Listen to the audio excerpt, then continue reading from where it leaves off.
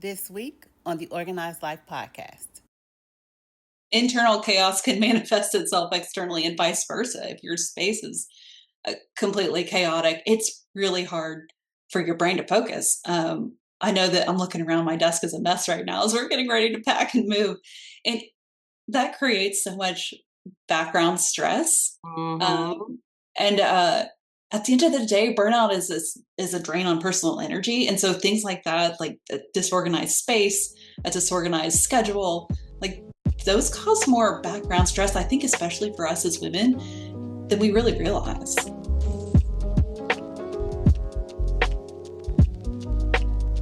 Hey, and welcome to the Organized Life podcast, where we are creating a movement with powerful organizing strategies and systems that save you space, time, energy, and money.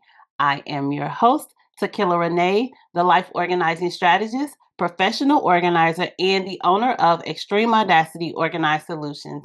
And today is no different. I'm super excited to continue this journey with you guys where we are creating the organized life. It's a journey. It's a journey of not just getting our spaces organized, but how are we living? How are we working? How are we playing? And how this organization is incorporated in our everyday life. And today I'm excited to have my guest, Miss Shelley Boyd. She is the author of Beyond Burnout, the Overachiever's Guide to Beating Burnout for Good. This is going to be good, you guys. She is also the host of Beyond Burnout podcast. So go look for that, all right? And we'll make sure we have all of that information for you guys. Welcome, Shelley. Thank you. Thank you for having me. I'm so excited to be Yes. here. Thank you for being here. Listen, before we dig into all the great questions and all the content that we want to talk about, would you please let anybody that's never met you before, never heard about you before, would you share like what season of life are you in and what led you to becoming an author and starting your podcast? Okay, yeah. The season of life that I'm in right now is that I'm about to start my third career. And it's something I never would have kind of discovered, in a place I couldn't have got to if I hadn't have gone through the process of staring burnout square in the face, seeing what it was that I really needed to learn from that, and going on that whole journey to get out of a job that was draining me and create a life that I love. Mm. So I guess a little bit of backstory is, I said, I'm on my third career. I'm about to start a small farm and a market garden, and like Oh, lead an outdoor life, which is just, I think all of my life has been kind of leading towards that sort of path. And yeah, it's intimidating and it's super exciting. But I guess I'll backtrack a little bit. My first career, it's about as far from that as you could possibly imagine. Um, right. I started out doing live production for concerts and tours. So if you imagine the last concert that you went to, all the great big lights and the video walls and the sound equipment, I was on that crew that would help build all of that sort of stuff, keep it running throughout the day.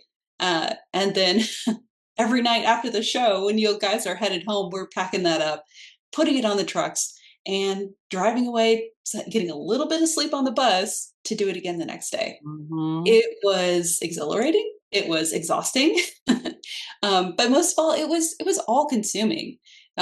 Those were the kind of days where, I mean, you're up at 7 a.m. getting it figured out, and in the new city that morning, you're working on it all day, assuming everything works. You might get a break around dinner time or so before the actual show starts. Like, you have this whole workday before the show even starts.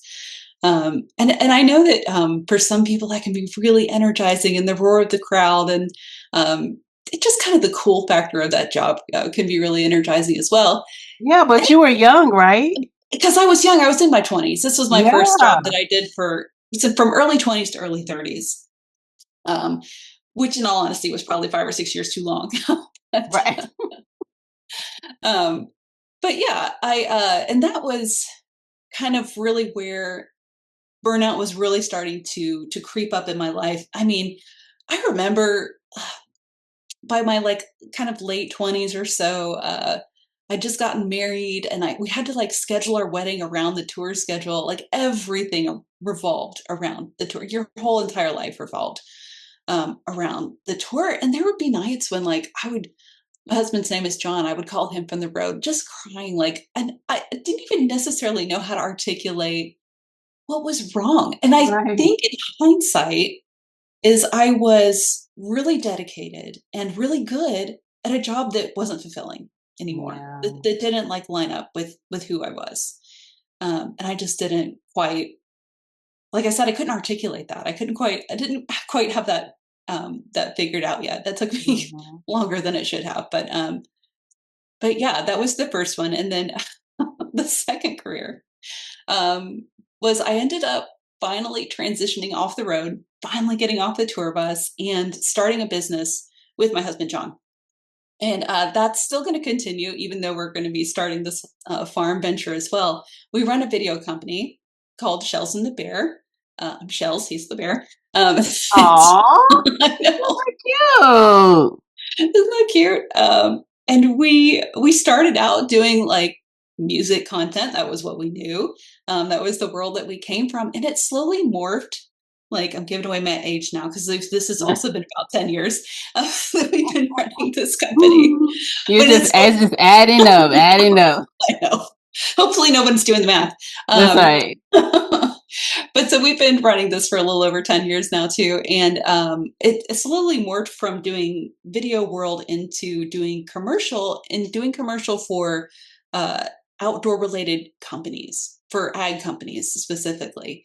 And we got to do a lot of video shoots on farms all over the country and just like really get this firsthand perspective on things that I never would have seen, never would have known. And it was incredibly enlightening and ultimately led us to this decision to get out of the city. We're in Nashville. We live in Nashville right now and move about an hour south and give this a go. So Did you already move? we move in 8 days. Oh, That's how why my room's kind fun. of empty back here. It looks pretty organized. Oh, good. I'm glad it looks that way because if you go out that door, the hall's lined with boxes. It feels kind of like a hot mess. But yeah, we're trying to move in an organized fashion, moving in a cleansing fashion, getting rid of a lot of stuff. That's the Before, way to do it, Shelley. That's the way yeah. to. So I just moved. It's been 3 weeks, and so while I was recording podcasts Oh and my having god. box literally laying around me, okay, like you're just talking about, still trying to pack in an organized fashion, live life. It was so interesting. It wasn't super chaotic because I am a professional organizer and I move people for a living. However, close to the end, I was living in Charlotte, so I was close to you. Well, not close, Okay. closer to you. I have to, Yeah. in order to get home to St. Louis, Missouri, where I am now, I have to drive through Nashville. Got to Oh, drive. you do. Yeah, you got to. We drive from one end of Tennessee all the way to the other end. So we literally drive through the Oh whole my gosh. way. And so I was trying to beat that last winter storm, and I It did was not brutal. beat it, but we made it through it. We left. So we were supposed to leave on the 31st. Well, the storm was coming on the 30th, so we were trying to leave on the 39th. And we left the 30th at 3 in the morning, and the snow wasn't supposed to start until 6. Well, it started as soon as we got on the road, Shelley. Oh my gosh. So for the first probably, I want to say 6 hours, which it really was only 3 hours travel because we didn't really get anywhere because we were driving half the speed, if not like Oh 25 no. miles an hour, trying to get to our destination. So it took us a way longer than it should have to get home. So I get the move and then moving. How far are you moving away? It's about an hour south. Okay, so that's not too bad. It's And not too bad. Yeah. yeah, mine's 11, so I'm not coming Oh. back. Oof. I'm not coming back to Yeah. Not unless you have to. Yeah. anything. I just got to pack it all up. I'm super excited about you being on the farm. I know you are. My son and I, we definitely want to start our garden again. He is like so much into nutrition, and he is sending me these videos about all the things that I can't eat anymore. The latest one was Himalayan salt. I'm like, I text him. I said, "Don't you send me another video?" Because by the time you get done, I can't have anything. Like, I've really Yeah. changed my diet. I've really changed what I've eaten over the years. And I'm like, this is ridiculous. Like, everything that you start eating apples and they're like, there's something wrong with the apples, right? You start eating anything, it's always something wrong with it. So that's kudos to you and your husband for this new journey of being a farmer. And Well, uh, there's something too, knowing where your food comes from. I think that's really important. yes, Mhm. yeah.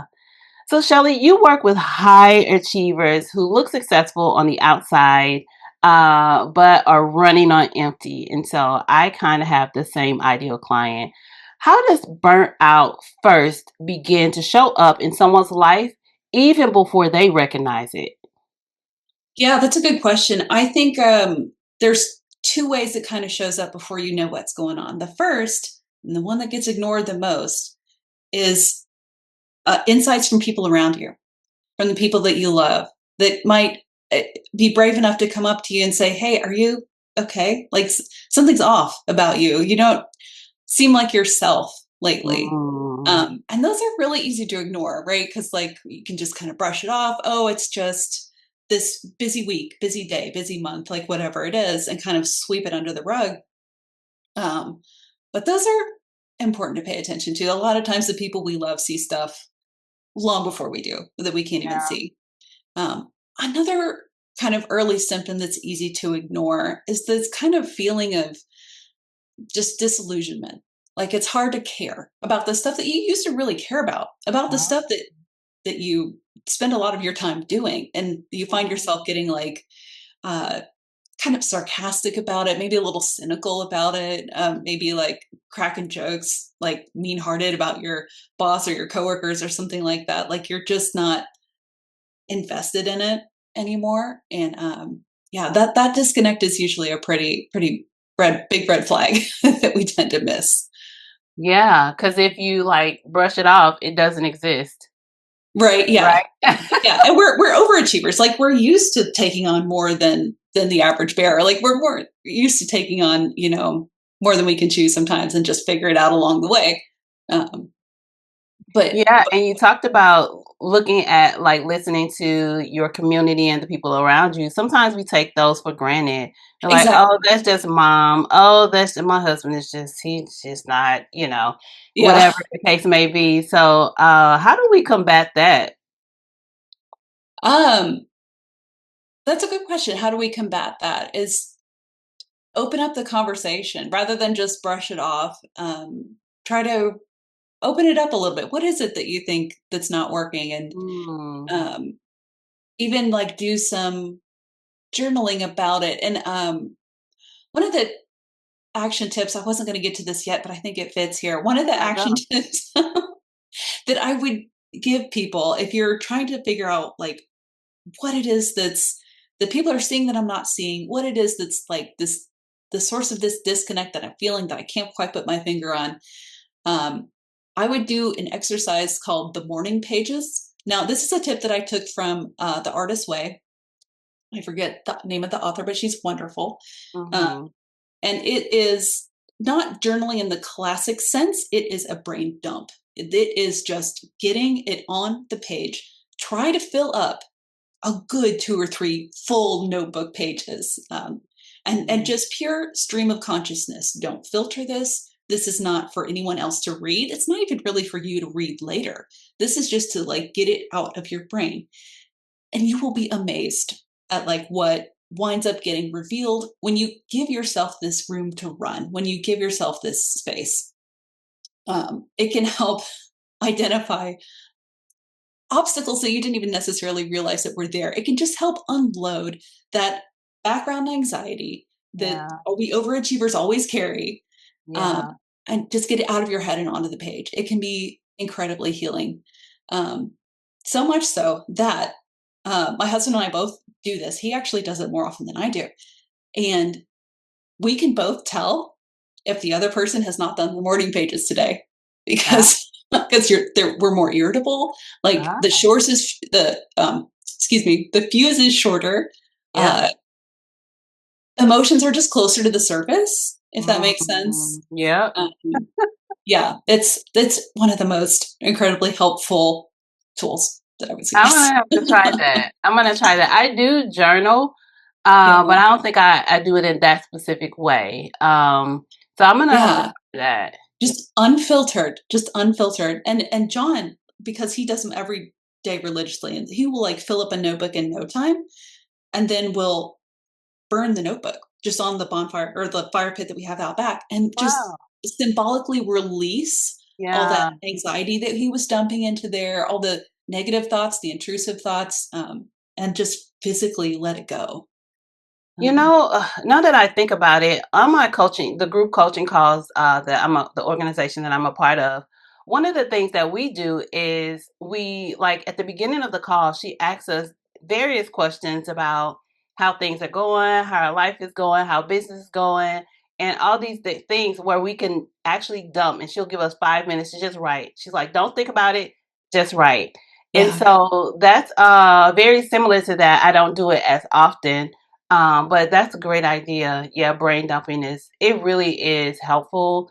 And then sometimes reflecting on it is great because there can be some strategic things in there. So that's great. yeah. I've had some great ideas come out of it too. I'm not the one that would burn my notebook after because I'm a writer and I just can't throw anything away. But if you're doing that from a headspace of maybe you're not burnt out or overly exhausted that day, but doing it from a more creative space, like I, I've had just incredible insights come Yeah. through that are one of those that it's just like it had to just have been out there in the ether in the universe. This just didn't come from me. There's Yeah. no way. Like this is too good. This is Absolutely. too cool. Like Absolutely.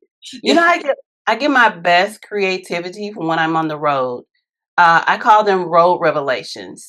And yeah, the most frustrating part is that I'm on the road. So I can't write it down as fast as I would like. And I have forgotten things that I was wanted to write down. And so now it's like, okay, as soon as you can pull over, like I'm repeating it in my head over and over yeah, again so that I can write it down. So those are my I call it road revelations because I'm on the road a lot, traveling from client to client, out of town, traveling, whatever the case may be. So, all yeah. right, The Shelley, road, the shower. It's having your physical shower body too. distracted can really open up for some creative ideas. That happens to me all the time too. I have pulled over in gas stations to write down ideas. But one thing that has helped is Google Docs. Their dictation is better than any other one that I've tried to use. So they're like talk to text, like you can get the Google Doc app for your phone Okay. uh, and just talk them out loud. It won't get everything exactly right. Like you're gonna have to Yeah. like look at this when you stop and like get some of It'll the make words enough untangled, sense. but it'll make enough sense that you can get the Yeah. ideas out of your brain. That's Yeah. So many high performers, we pride ourselves in being organized and or productive, right? So what's the difference between being productive and being truly aligned? uh, as knowing where you're aiming at, as knowing where that goal is, and knowing that that goal is one that lines up with who you are and where you want to go, and isn't one that's set by someone else necessarily. Mm-hmm. Um, I have a writer friend that likes to say, being busy is easy enough to manage. It's being busy in the wrong direction that hurts so much. Um, That's because good. yeah, right? Right? Because we're actually humans are designed to handle stress really well, but it's stress for a reason. Like Right. the Good stress. good, yeah, yeah. Mhm. That's awesome. I often talk about um, creating peace and productivity in your home, your space, your life that's actually pushing you towards purpose. One of the reasons we need the organized life and we want to create the organized life is because when you feel organized, when you are organized, when you're on a journey to creating the organized life, which we are all either on or not on, right? So I'm on the journey. I have not arrived, even though I'm a professional organizer.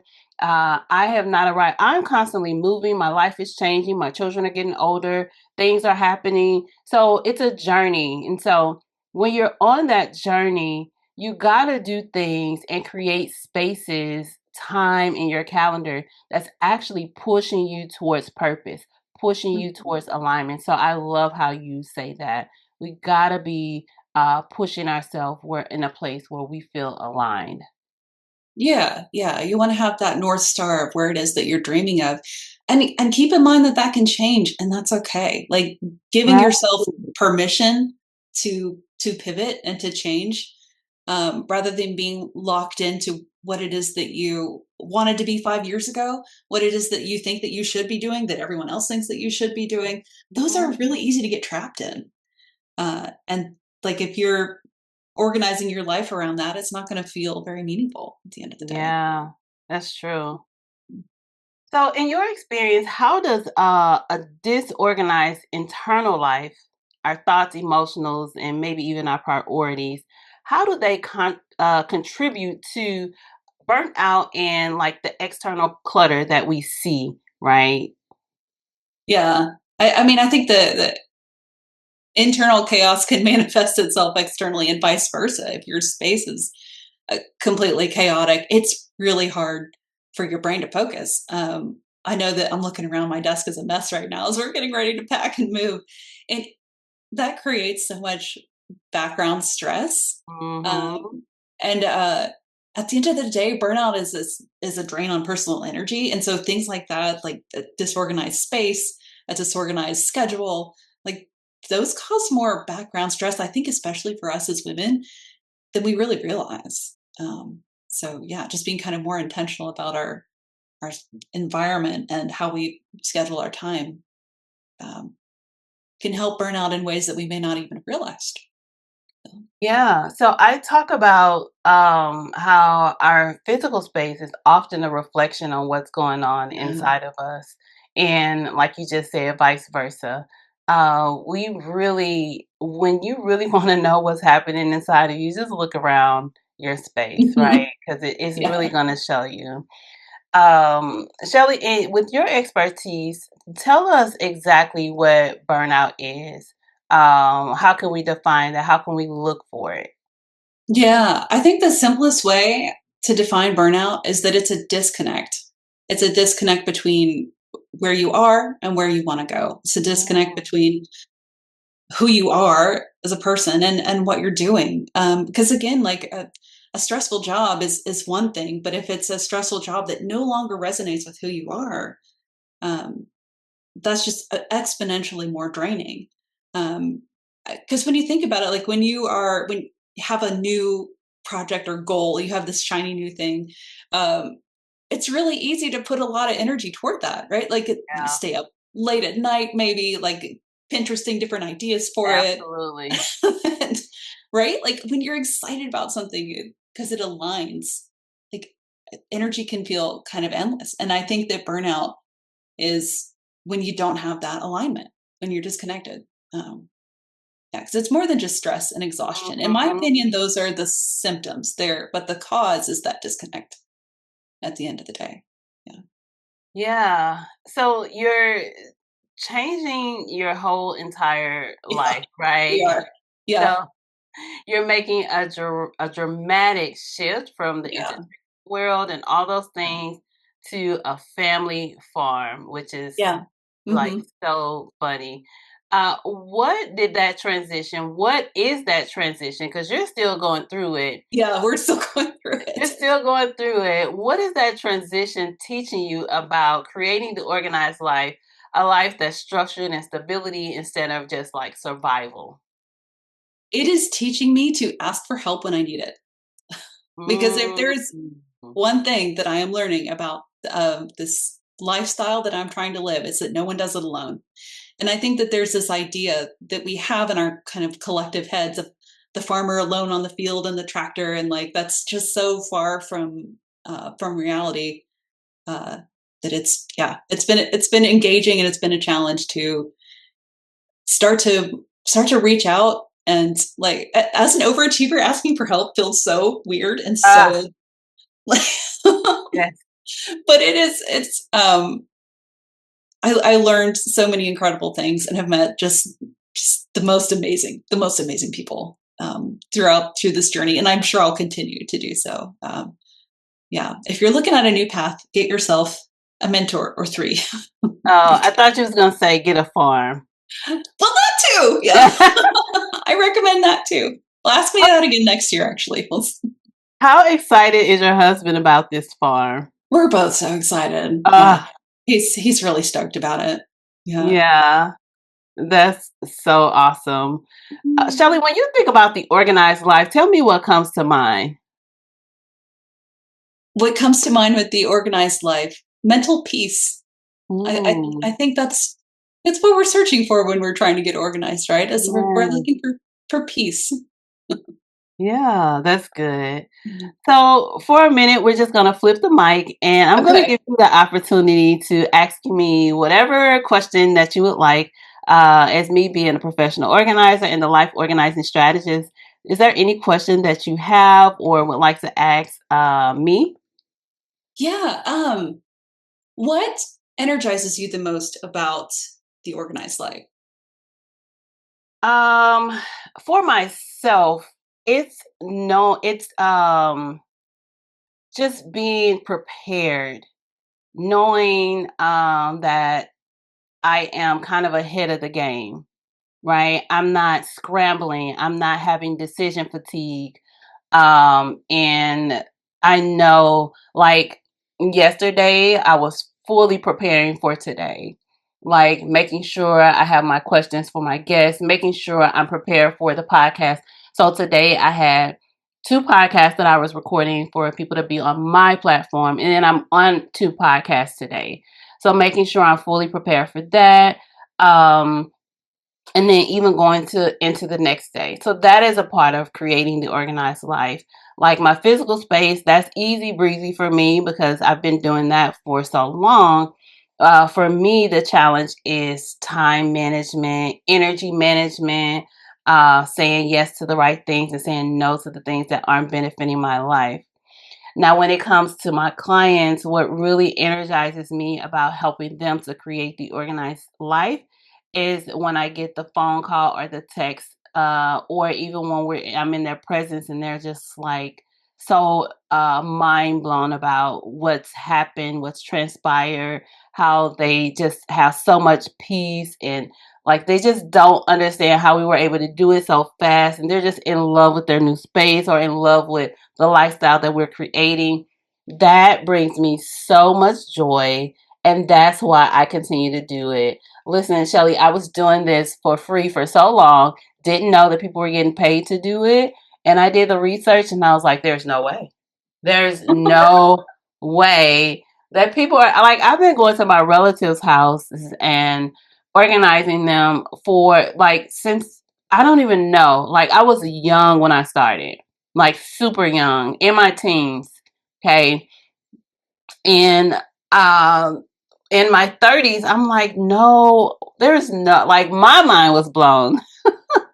So that's like my what keeps me going, what keeps me energized about this, and even doing this podcast, knowing that I'm helping people on this journey to creating the organized life, because it's not something that happens overnight. It's something that happens over time. That's why I call it a journey. Yeah, yeah. Yeah, I love how what I take from that is there's a special kind of magic that happens when what you're good at lines up with what you love doing. absolutely. Yeah. So, for overachievers that are listening right now, what systems or boundaries must be in place to prevent burnt out before it actually happens? I like that you said boundaries because I think that that's a big one.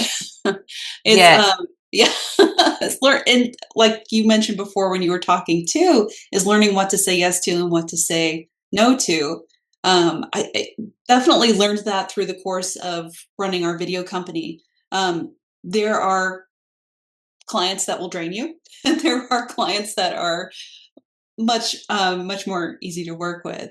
This is so And true. just having the courage to say no to some of those projects uh, can be so incredibly freeing. And I know that like for us high achievers, like there's, I don't know, like guilt associated with saying no. There's some sort of like mental hangups about putting up these boundaries. But you have to keep in mind like what it is that you're making room for, and with what you say no to, what does that open you up to say yes to? So yeah, setting boundaries like that is a good one. Learning that the word no is a complete sentence. You don't always have to list 10 reasons why you can't do this right now. You can just say no, thank you, and that's enough. Um, let's see, what would be other things to put in place right now? Can I consult my book? Yeah. So while you do that, somebody was telling me, it was actually a guest that I had on the podcast, and she said no is a full sentence, yes, but she said it actually means next opportunity. Yes.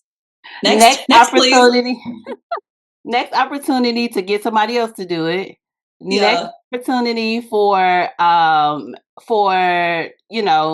you to do something else. Next opportunity. When she said that, I was like, that's so good. Yeah. Like, what is it Yeah. clearing the lane for by being able Yeah. to say no? Uh, Yeah. and I don't know if this applies to other creative avenues like what you do, but some of the clients that are the most difficult to work with tend to be um, not the highest dollar clients. Like they tend That's the cheaper that's projects, universal. That's universal. the I cheaper am in projects. Oh my god. yeah. I'm in a group of small business owners, and we have different businesses, different journeys, and it's universal, Shelley. Yeah. It's The just the way that smallest it clients are is. the most high maintenance. Like, Yeah, yeah.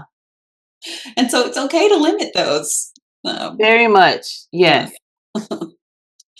Um, so another thing that you can do right now, I had to pull out my book for reference here, Oh but yeah. is to balance active rest and passive rest. And what I mean by that is Active rest and active rest passive rest. and passive rest. So when I say Okay. passive rest, I mean sleep. Like you got to get enough sleep. Like that's step one. Um, but what I found through my experience in writing the book, through talking with other creatives, is that you can't sleep away burnout. You have to do some things that will replenish your soul. And so that means things that, like walking in nature, things like Mm. going to an art museum, like just kind of getting lost in the moment, getting lost in the beauty of the world around you. Um, So that's active rest. I call that active rest. And I That's call it good. because you're doing something, like you're engaged, but you're not multitasking and trying to be super productive and like habit stacking or like whatever, like doing all the things. Right. You're just being present. You're like letting that experience kind of wash over you. Mhm. And kind of what you said about driving, like how that sparks some ideas. I think that's Yeah. because it's kind of an active rest type thing, right? Like That's you're good, looking yeah. at the scenery, you're not sleeping, like you're not you're Right, doing right, right. something, you're Yeah. engaged, but you're not like focusing on doing all the things all at once. And I think that can, yeah, it makes space for creativity. It lets us Mhm. just decompress from um, Yeah, from trying to especially do all like, the things. yeah, being in nature and being outside, really getting to see God's creation, and like Yeah, it makes you more creative when you're not inside of those four walls trying to be productive, right? When you are yeah, just actually having active rest. I love that term. That's yeah, good. yeah. And I get into it a little bit deeper in the book. But there's so many studies to support like what that can do for your brain. There was even one where students in a classroom who could see a window did better on tests than Oh, students who couldn't. So just being able to see nature out your window is so much better for your brain than being cooped up. Isn't that That's so amazing? good. Not like that measurable. They did better on tests. It was so incredible. Yeah, That's that's I wild. mean, it makes so much sense. Yeah, it makes intuitive sense. Yeah, there I is mean, something magical about it. Yeah. yeah, but you think about people in prison that are super isolated, right? Mhm. They what is it called when Yeah. when they're isolated? Solitary? Is that what they call it? Solitary. Okay, When they're in solitary confinement, right? Listen, I don't that's got to know. be just mentally the worst thing you could do to a human Yeah, being. but when Like, you can feel and when you get to go outside, sometimes they just want to go outside. Like if you yeah. cooped up in a hospital bed, I just want to go outside, right? So that makes so much sense. Mhm. So how can someone audit their life to determine like what's fueling them versus what's actually draining them?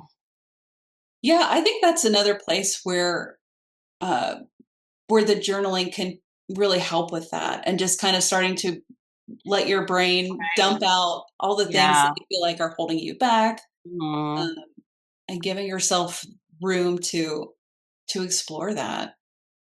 And Um, we talked about the yes and the no, yeah, right? yeah. Burnout can often come from us saying yes to too many things. Oh my God, yes, yeah, yes to too many things and yes to the wrong things. Yes Um, to the wrong things.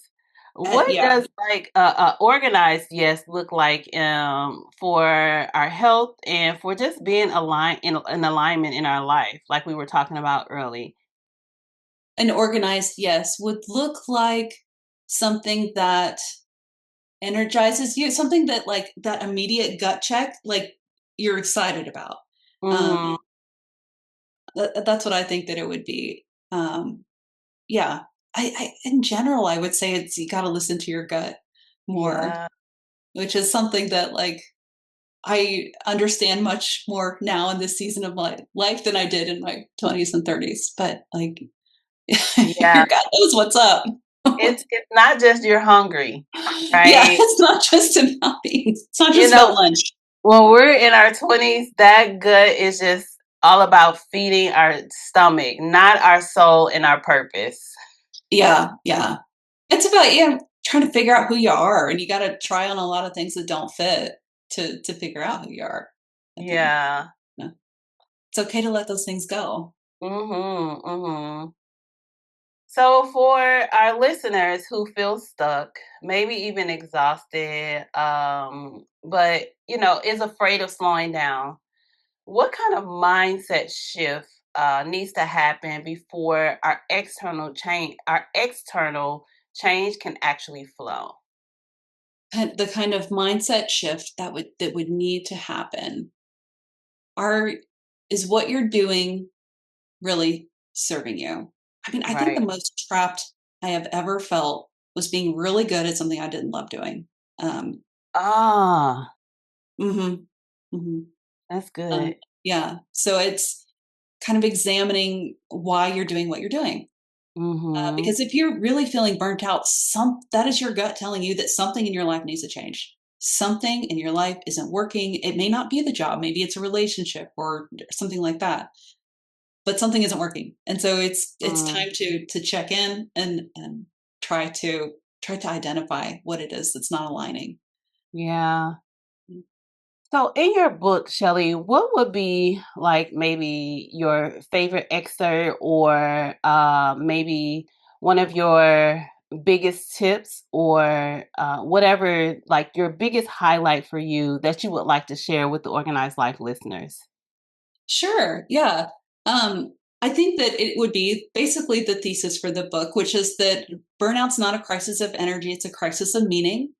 And that meaning is something you get to create for yourself. It's not something you have to wait around or, be a professional transcendental meditation expert to figure out.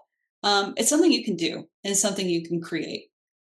We find meaning in what we give to the world and what we create. So that could be something big, like a career, a business idea, the next great American novel, or it can be something small. It can be just making something with your hands that you gift to someone that you love. Like we create meaning through doing things, through physically Mhm. doing things. We also create and find meaning in our lives through what we experience by instead of looking into what we can give, but being open to receiving. Like we Ah, talked about the beauty of nature, the beauty of art and culture, and just kind of taking that in. I mean, I think we've all experienced the magic of being out in nature. Uh, yeah. that does have the ability to create a sense of meaning, and keeping in mind that maybe you're in a season of life where you're just going through it, like it's just really really tough right now. Um, just remembering that you always get to choose what it is that you're taking away from this. You always get to choose whether this is going to get you down or whether this is going to be a lesson that you learn from. Um, Even if all that you learn is that what you don't like or what you That's right. or what doesn't fit, even if that's the only thing that you learn, that's a dang important thing to know. It's Um, very important. yeah, that you have the control to choose what you take from that. Uh, Yeah. Do you have children, Shelley? I don't. I don't. You I don't? have cats Okay. and dogs. Yeah. Okay. So you have children. Yeah. Okay. So I have 2 boys, and one of the biggest things, because all of us are looking for purpose, right? We're looking for what is it that we're supposed to be doing? How is our life supposed to be going? And both of my boys are in their 20s, early 20s, 20 and 22. And we talk about purpose and like what is it that you're supposed to be doing, right? Because they want to rush into the thing, which we want to rewind and go back, and Yeah. they're trying to rush into the things. But you gotta do some things, volunteer, work a job that maybe you don't like, or Yeah. maybe you're just doing it to help other people. But you learn things. You learn. You get skill sets. You learn what you don't like. You learn what you like. And all of it, like you were talking about in the beginning, from all of the different career paths you've had, they've pushed you towards where you're headed now, right? So Mhm. it's a journey of life that actually trains us to be ultimately who we really want to be. Yeah. Yeah. Yeah. And you can Yeah. meet a lot of really interesting people doing volunteer work and through working Yeah. crappy jobs. Some of the coolest people I've ever met were at some of the crappiest jobs I've ever had. But like you bond over it, That's so and you you do learn about bond over work it. ethic. Like, That's true. yeah, Um, yeah, I've had some crappy jobs that I did learn some things from, but we won't get into that. yeah. All right, so Shelley, if we are looking to create the organized life, we want to protect our peace, our productivity. I talked about all of that at the beginning: peace, productivity, our time, our energy, our money. Right? What is a bold but yet practical step that the listeners can take to move them beyond burnt out for good? I think a nice practical day-to-day thing that you can do would be to time block your day strategically though. So you're going to be blocking out that time for those really meaningful tasks, even just working toward the more meaningful tasks, but you're going to schedule that first. You're going to schedule that before you schedule anything else. And two, you're going to schedule that for when you personally have your best brain energy. Mm, So for me, I'm a morning person. So especially like when I was writing this book, I would write the book from about 5 to 7 in the morning. That's just when like my brain functions the best and I feel my best. And it also happens to be before anyone really needs anything, but kind of before the day gets going. yeah. um, but by putting that first, like, I was making progress towards this thing I was really excited about and that like really meant a lot for me to do. But because I'd done that before I did my day job, before I did anything else throughout the day, I felt better all day long. I felt like I had more to give. I felt like it was the stuff that would usually drain me. I was much more resilient, if that makes Yeah. sense. Like You feel because I more had, successful. Like I did that, right? You feel more yeah, productive, yes, right? yeah, yeah, Uh so when I'm working with clients, especially my virtual clients, because when I work with clients virtually, we're not starting with your physical space. we're going to start with that calendar. We're going to start with the schedule because I can't even help you if you're not blocking out the time. Yeah.